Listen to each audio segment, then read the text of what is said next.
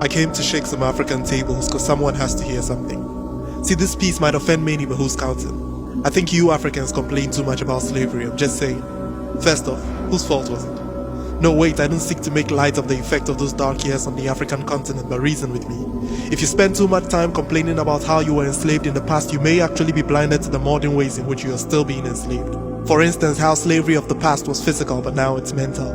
Like how I can make you think that your country is worth nothing and you haven't really arrived until you come to mine. So then I wouldn't have to come to your country to fetch slaves on a ship anymore, because they'll run here by themselves forevermore. Like how I can make you think that my products are better than anything your country can ever produce, and so you haven't really got it until you import mine. Like how I can make you believe that all your heroes are villains and my heroes will soon come to rescue your land after they are done rescuing mine. Like how Alexander the Great is described as a conqueror for conquering, but Shaka Zulu is labeled a bloodthirsty barbarian for doing the exact same thing.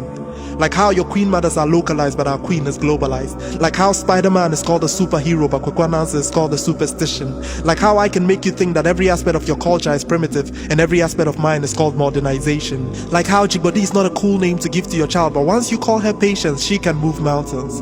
Like how I can make you think that you aren't really married until you have a white wedding. Like how I can make you think that you need my engineers to erect your mega structures, but since you can't afford them, you need my loans to pay them. Africa, wake up.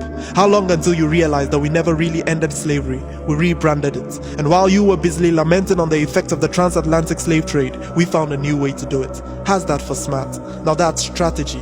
From physical slavery to mental slavery, well, guess what's next? Spiritual slavery. I think you guys call that religion, but let's leave that for another day.